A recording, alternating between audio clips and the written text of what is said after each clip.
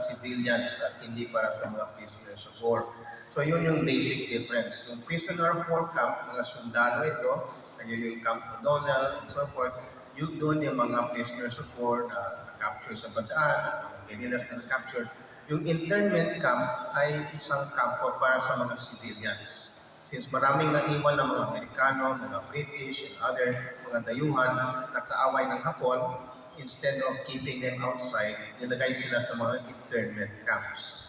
And noong 1942, actually, yung Los Baños ay naging prisoner of war camp para sa mga ibang Filipino soldiers na sumuko sa Bataan. These were Filipino soldiers na hindi nakaka-uwi, mga taga-Samar, mga taga-Leyte, taga-Negros. So since wala silang pamilya, they were actually stationed here for a while.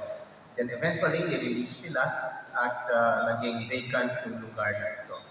By May of 1943, inumpisahan na ng mga Hapon na gawin itong internment camp number 2 para dito ilagay yung mga ibang dayuhan na civilians kasi masyadong masikip na yung University of Santo Tomas. So, inumpisahan nila yung construction ng second internment camp yun as early as May 1943 dito sa harapan mismo ng Baker Hall. But karamihan ng internees ay dinala dito noong 1944. And sino-sino ba sila? We'll see in a little while. May mga very famous people na intern dito at talagang nag-stay after the war at naging very important people sa kasaysayan ng Pilipinas. Next slide. So ito yung nakita natin yung picture na ito earlier on. This is taken from Copeland Heights dito sa likuran ng Baker Hall. Very highland area yan. And Baker Hall is here. Kita natin yung Laguna Divide sa likod. What's interesting about this picture is ito din yung same vista kung saan nag-ooperate yung mga guerrillas natin. See, hawak ng Hapon yung lowland areas, yung developed areas, yung constructed areas, but yung mga bundok, yung mga gubat, hawak yan ng mga guerrillas. So this is what a guerrilla would have seen at that time. Hawak nila yung highlands, and this is the view that they would have had at that time. So very clear view ng kampo. Next slide. Ito yung mapa ng camp at that time.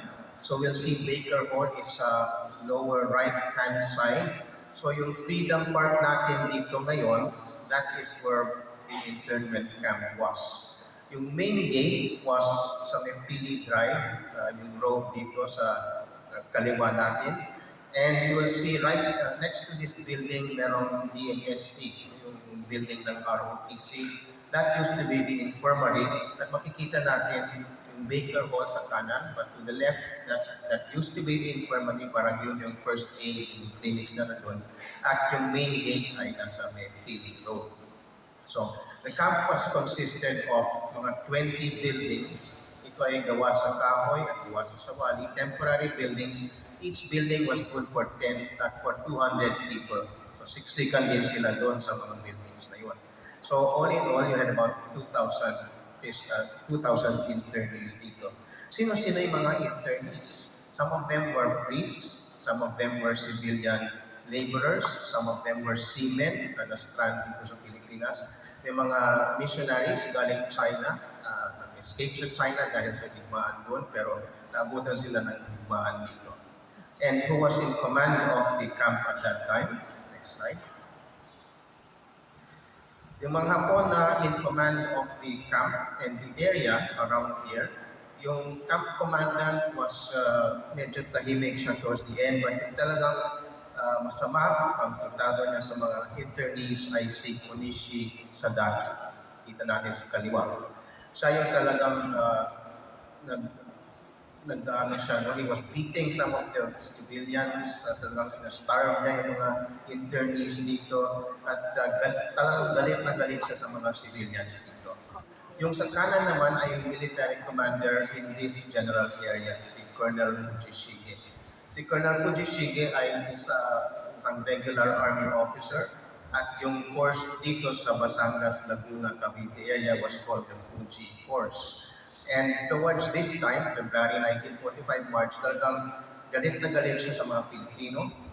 halos lahat ng civilians na nakikita niya, iniisip niya na guerrillas ang mga Pilipino ito. So if you look at the history of this Calabarzon area, maraming mga atrocities ang nangyari dito ng panahon na yun under Colonel Fujishike's command because he was the officer in command dito. So lahat ng mga civilians talagang pinarusahan niya and then nagkaroon ng zona dito sa immediate area. So sino-sino nga ba yung mga internees? Next slide. So 2,147 yung mga internees dito. Karamihan ay mga American civilians. Marami sa kanila ay refugees na galing China. So galing silang China, nag-escape sila doon sa digmaan doon sa China versus Japan at pumunta sila dito. Akala na safe dito pero naabutan sila ng digmaan. So meron din mga British civilians and aside from this, to show na cosmopolitan talaga yung population ng internees dito. May Australian, may Canadian, Netherlands, Norwegian, Polish, Italian, Nicaraguan at mga French. So talagang multinational yung internees dito. Yung iba ay mga refugees na galing China, but yung iba ay mga long-term residents in the Philippines already. Yung mga American missionaries and sisters, yung iba ay galing Baguio pa, and so they were brought to Los Baños Internment Camp. May mga US Navy nurses din, nagsilbi sa Bataan Corridor, since mga babae ito, hindi naman sila nilagay doon sa prisoner of war camps, at dito na lang sila kinulong sa Los Baños Internment Camp. Next slide. One of the most famous internees here was the Father James Reuter, who eventually wrote much about his time in Los Baños.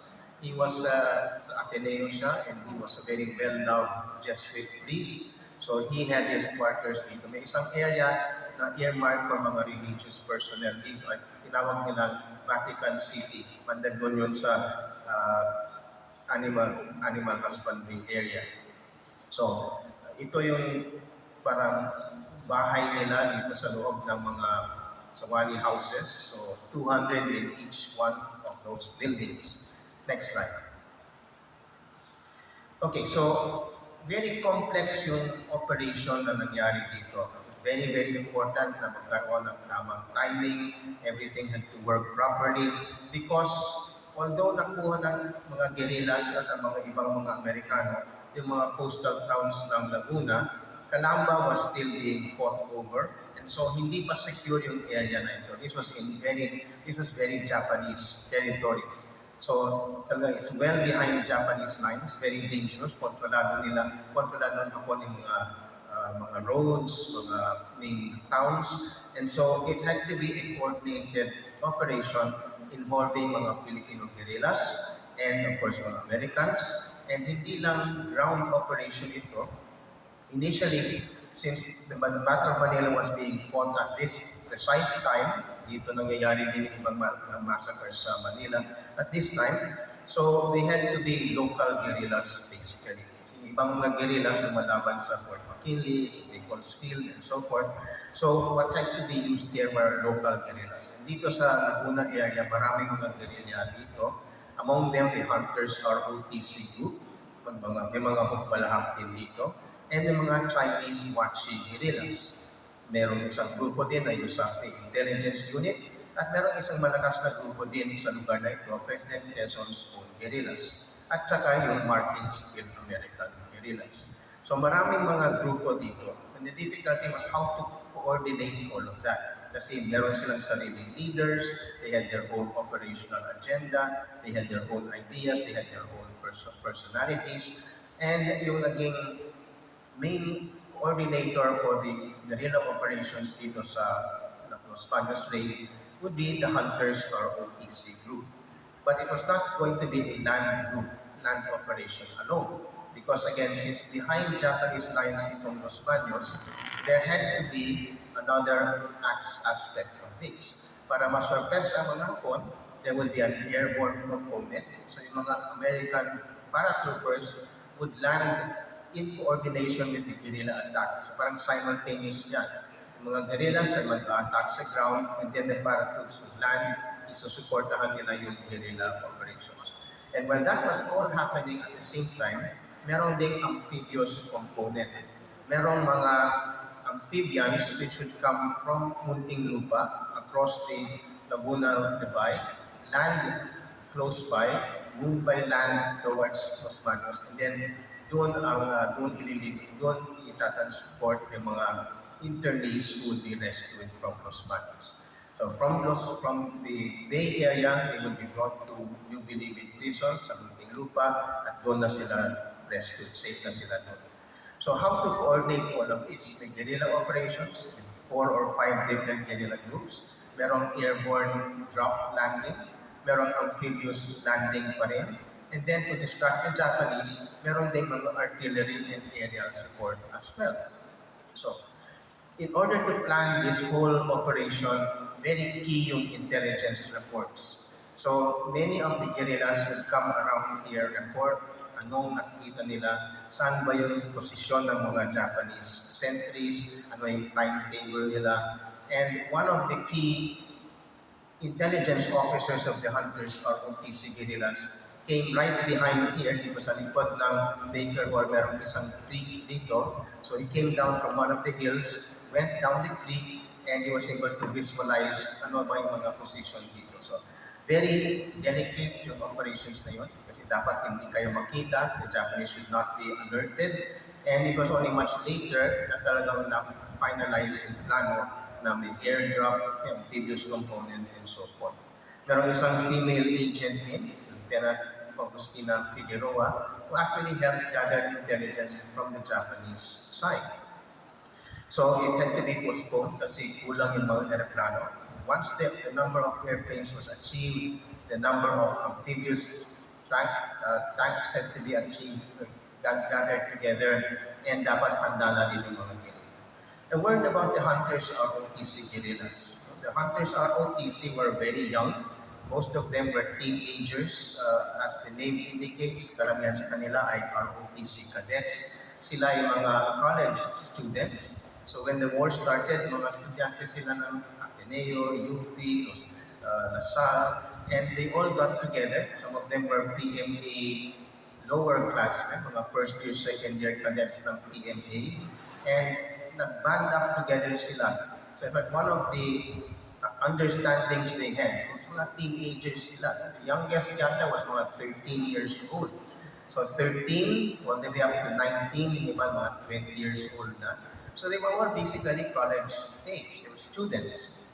And since very idealistic sila, they had to really suffer when they left the cities, when they left their homelands, to go up into the mountains, to live there, to resist. Since 1942, talagang yung kinakain nila was whatever they could find in the mountains. So grabe yung paghihirap ng mga guerrillero natin. In fact, one of the things they had to give up now was since mga kabataan ito, they were told or they tried to agree, hindi tayo magkakaroon ng girlfriend, hindi tayo magkakaroon ng love affair muna. Mas importante yung pagsisilbi sa bayan, and only after the war can we have our normal lives back. So, next slide. So, ito yung mga symbols ng some of the guerrilla units that were operating here. Yung hunters ROTC, makikita natin yung ibang mga colleges that were involved, universities and colleges. And then you have the President Quezon's own guerrillas, which operated in the Batangas, Laguna, and Cavite area.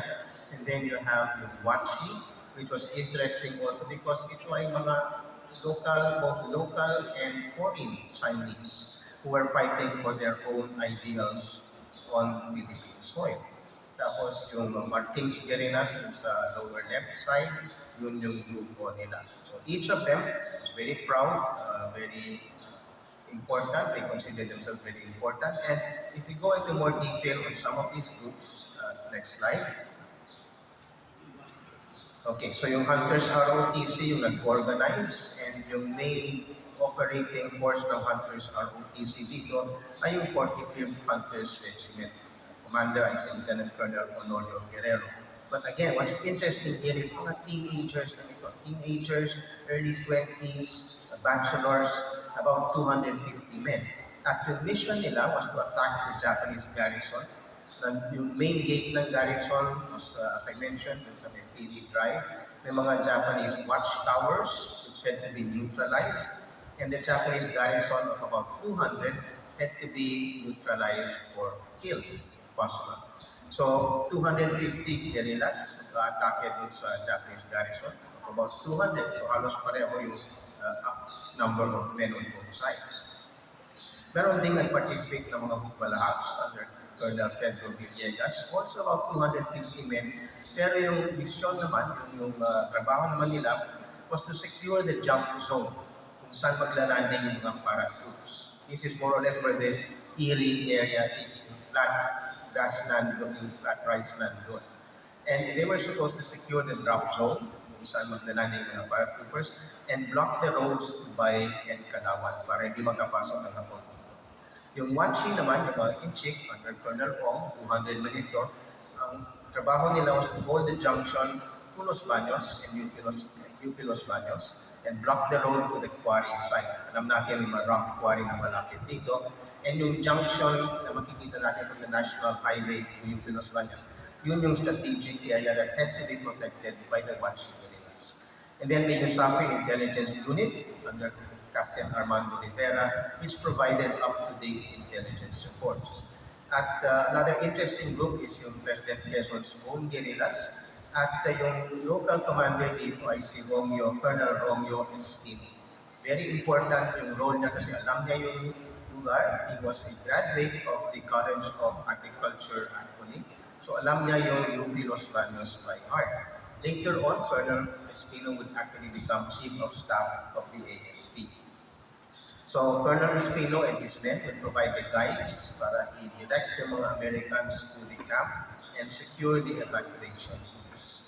And then yung markings FAIP, or markings Field American Irregular Troops, ito ay mag-protect dun sa landing beaches for the amphibious tractors to come from Muntinlupa and bring the internees back to safe ground. Next slide. Okay, so yung sa side naman ng US, kita natin marami mga Filipino side. So much was really heavily dependent on the Filipino side. And this is something that is usually downplayed in the American accounts. Pag binasa natin yung mga American accounts, usually sila yung bida. No? So itong mga grupong itong binibigyan ng credit for liberating the Los Baños internment camp. Pero hindi nila na-mention yung role ng Filipino guerrillas, which was very, very crucial, very important. So, merong isang grupo na 511 Parachute Infantry. Ito yung landing by air dun sa Erie area. And there were 3 Filipino guerrillas added to this actually. So, interestingly enough, may 3 Filipino nag-volunteer para i-guide yung mga paratroopers na ito to go to the internment camp. None of these 3 had ever jumped from an airplane before. Wala silang kakayahan na maging paratroopers. So binigyan sila ng very quick training. They had to test jump once, and then ito yung first combat jump nila. So when we talk about the Americans landing as airborne troops, may kasamang 3 Filipino who actually landed in that airdrop itself. And then a unit of that infantry regiment would come by sea via the amphibious tractors from Cuba. The air element would be brought in by the 65th Group Carrier Squadron, galing silang Nichols Field or Villamor Air Base today. And the amphibious tractors would be from the 672nd Amphibious Tractor Battalion. Saka may konting Alamo Scouts din and may konting artillery and air support. So it would be a really mixed, very tightly organized raid. Very important yung time consideration. Everything had to happen at the proper time period kasi if it was out of sync, kung hindi na synchronize ito, the whole thing might just fail. So next slide. Okay, so carrying out the raid, so naplano na yung raid. Very quick. The raid was planned in only about 2 weeks. The orders were not even given out, so they had to actually issue the orders after the fighting para lang makita na parang it was well planned. But many of the plans had to be made as they were planned. So carrying out the raid itself, anong nangyari on this day? To prepare for this, they had to get final intelligence may mga internees na nakakalabas. There were 2 or 3 American internees who were able to sneak out of the barbed wire fence. Nakapasok sila doon sa Copeland Heights, escaped to the guerrillas, and told them all of the basic locations of the Japanese at ano yung timetable nila. So the day before, February 22, yesterday, nag-position na yung mga guerrilla units, guard the junction, to check out the drop zones, to check out the Manila Bay, the Laguna Governor area, and so forth. And in order to divert the Japanese, there was a diversionary attack at the rock quarry galing sa Tanamba and setting up of roadblocks. One thing the Japanese were doing at that time very regularly was early in the morning lalabas sila sa barracks nila at mag-exercise. Meron silang tinatawag na radio taiso exercise. So, yung mga guards not on active duty would come out and they would exercise in the morning. So, doon sila tinira. The attack was scheduled for 7 o'clock in the morning, right at the time that the Japanese were doing their daily exercise. So the guards were not were totally surprised that yung mga nag-exercise, hindi pa nga sila nag-uniforme, they were in their undershorts and everything. So talagang nasurpresa sila. So the attack was supposed to start at 7 o'clock in the morning. Dapat precise. So nag-take off yung mga American planes. They were supposed to land the paratroopers at 7 o'clock in the morning. Pero nag-umpisa yung raid before that because yung mga ibang mga guerrillas ay bumababa na dito from Faculty Hill and from Copeland Hill, bumababa na sila. And nakita sila ng mga Japanese sentries. So nagkaroon ng barilan as early as 6:25. So the first shots were fired and 2 Filipinos were killed. Tagpuan natin yung pangalan nila dun sa chapel, St. Mary's Chapel. And so the fighting took place. The parachute drop took place more or less on time at 7 o'clock in the morning. Pero siyempre may mga Filipino doon to guide them to the camp. And by the time they reached the camp, halos tapos na yung labanan dito. It was already secure. And very quickly after that, dumating yung mga amphibious tractors and the evacuees, the internees were evacuated. Yung mga internees, actually, kukunti lang yung mga belongings nila. Very sentimental yung nasa loob ng mga buildings na dinala nila dito. So, very few of them wanted to leave right away. Excited sila na, liberated na sila.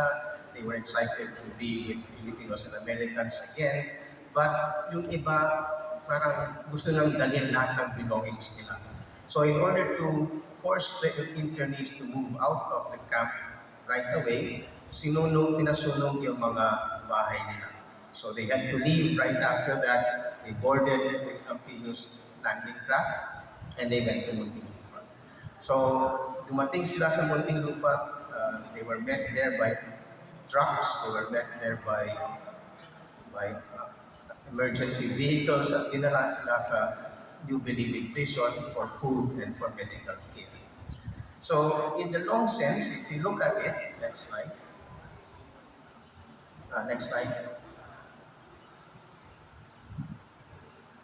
Okay, so by 3 o'clock this afternoon, so today, now it is what? 10:30, 10:40. So at this precise time, 78 years ago, patay na yung mga hapon dito, the internees were being moved out. Yung mga amphibious tractors would come behind here, and then they would come in front, the main gate, at ine-evacuate na yung mga internees. Since there were 2,000 internees evacuated, maraming round trips ang ginawa ng mga amphibious tractors yun to bring everybody out. So the whole raid was finished by 3 o'clock in the afternoon. So, ito yung mga pictures ng raid mismo. Next slide. So, this is a view of the raid from a Filipino perspective, showing a Filipino guerrilla attacking a Japanese sentry. And makikita natin na yung talagang center point here is the Filipino guerrilla. May nagtatago ng mga Filipino guerrilla dito sa grassy area, but there are no Americans to be seen here. So the beginning of the fight was really a Filipino guerrilla fight. At makikita natin na yung airborne element is just beginning to start dropping at this time. So by the time the paratroopers landed here, more or less na-secure na yung camp. Next slide. So this is from the American perspective naman. Artists work din, pero sila naman yung bida dito. Supporting role naman ng Filipino guerrillas. Actually, again, the role of the Filipinos was more important than what is depicted here. Next slide. Again, another image of that particular time, yung Filipino guerrillas attacking a Japanese strong point. There were a number of pillboxes actually dito, machine gun positions, guardhouses. So ito ay neutralize ng mga Filipino guerrillas. Next slide. Ito yung mga actual internees. This was taking place right behind us here. And yung mga sawali buildings were there. Some of them are starting to burn. And you'll see that the internees are bringing kung ano-ano ang madadalahin. Next slide. Again, more of the civilian internees. By this time, most of them were very weak kasi sa kakulangan ng pagkain, kakulangan ng medisina. But what is interesting here is they are being escorted by Filipino guerrillas. So we see the internees, but they are being protected by Filipino guerrillas on the side. Next slide. Another view, nasisira na yung mga bahay dito sa loob ng camp because they're being set on fire para mapadali yung mga internees to get out of the camp before the Japanese will come back. Next slide. Ayan, nasusunog na yung mga bahay. This is actually all documented in moving film, actually, so we can watch it in real time. Next slide. So from the air naman, ito yung camp. Again, this was there in the Freedom area. And the houses are beginning to burn para mapadali ang evacuation process. Next slide. So these are the amphibious tractors that came from the Laguna Governor area. They came up behind Baker Hall at Passos Lalo sa Philly Drive, and they began loading up the internees there. So medyo mabagal sila because they are not meant for speed. Maingay ito. They could only carry about 30 internees per landing craft, but it was this that brought them safely to Muntinlupa. Next slide. So ito yung itsura ng mga amphibious tractors while in Laguna de Bay on the way to Muntinlupa. Next slide.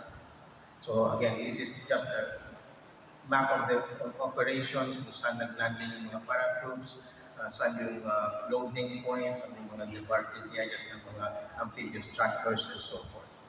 Next slide. So pagdating na nila sa Muntinlupa, this is the scene. They were removed, they were taken out of the amphibious tractors and then brought to Muntinlupa, New Bilibid prisons. Next slide. Ito na yung papuntang New Bilibid prisons, taken by ambulances and by trucks. Next slide. And then pagdating na nila sa New Bilibid prison, dito na sila pinakain, given new sets of clothes. They were also given medical treatment kasi may functioning medical hospitals sa New Bilibid prison at that time. So, na-save silang lahat. All 2,147 of the internees were saved and they were very excited by their becoming free all of a sudden. Next slide. Ito yung headlines ng isang newspaper in Manila at that time, reporting the successful raid sometime after the raid took place. Next slide. So, if we look at the significance of the Los Baños raid, makikita natin ito, it's a successful rescue operation, multi-level, the aerial element, the amphibious element, the land and ground element, guerrillas, and it is a classic that is still being studied today in places like West Point, the American War College. It's perhaps the most successful operation to free such a large number of civilian internees. Sinasabi nga ito ay isang textbook operation to show how other rescue attempts can be made in the same way. So coordinated airborne, ground, and amphibious operation. On our side, the Filipino side, coordinated action din among the different guerrilla groups. Magkaaway na itong ibang guerrilla groups at one point in time. But dito, nakipag-mix up tuloy sila. They all coordinated to rescue the internees. But yung hindi na may mention usually in the actual stories of the raid in the United States is ano yung naging price of Los Baños. Kaya we have to be careful. What we're commemorating today is the rescue of the civilian internees. It is the liberation of Los Baños internment camp, but it is not yet the liberation of Los Baños proper. Because after nakawala na yung mga internees, galit na galit yung mga Japanese forces here, especially si Konishi and si General Fujishige. And so they took their revenge on the people here. So specifically in this campus, ginawa nila was they rounded up people in the chapel, so St. Teresa's Chapel. Sinunog nila yung chapel na yun at minashindan nila yung mga tao. So at least 70 people were killed there. So parang yun yung price of liberation. Aside from the St. Teresa's Chapel, which took place February 26, so today is 2023, 3 days from now, magkakaroon ng massacre naman ng mga local people doon. That was only the beginning. After that, there would be more massacres of local Chinese, local residents, not only within the UP Los Baños compound, but within Los Baños itself. The college buildings themselves, sinunog ng mga Hapon. So very little of the original pre-war buildings remained after the war. So at least ito, yung Baker Hall, it was able to survive. Kaya nagagamit pa rin natin ito. Okay, so next slide. So this is my last one. In a sense of justice, those who perpetrated the massacres here and the maltreatment of yung mga internees sa Spanish internment camp were tried as war criminals. Ironically, they were also kept in Muntinlupa, kung sa New Bilibid prison, doon din sila nilagay, kasama si General Yamashita and other Japanese officers. But in particular, for the operations here, si Konishi, who was executive camp commandant, he was tried, found guilty, at in-execute siya. Si General Fujishige was also tried, not only for Los Baños, pero yung ibang massacres sa Batangas, Laguna area, and he was also found guilty and eventually executed. So today, we are commemorating that special day nung na-liberate yung Los Baños internment camp. For those who remain, many of those who were liberated would stay in the Philippines. Si Father Reuter would remain in the Philippines until he died, and he would always thank everyone who participated in this raid. He became a major spokesman for Filipino interests long afterwards and eventually became one of the most pro-Filipino Jesuit priests. One of those who also was here, incidentally, many were bankers from Manila banking corporations. I think the highest officer of the First National Citibank ngayon, was also here. So there were many significant persons who were liberated here. Pero yung hindi natin napapansin masyado minsan is what the fallout of this was, yung mga massacres that took place afterwards. So there was a price to pay, and in the long run, well, those who perpetrated the massacres na-execute din sila. So with that, maraming salamat, and I hope we realize these are very historical grounds, and the road network is still basically the same road network. Kanina, before the program started, inikot ko yung site of the camp. I retraced where the amphibious tanks passed, and so it's still basically very much of this operation you can trace on foot.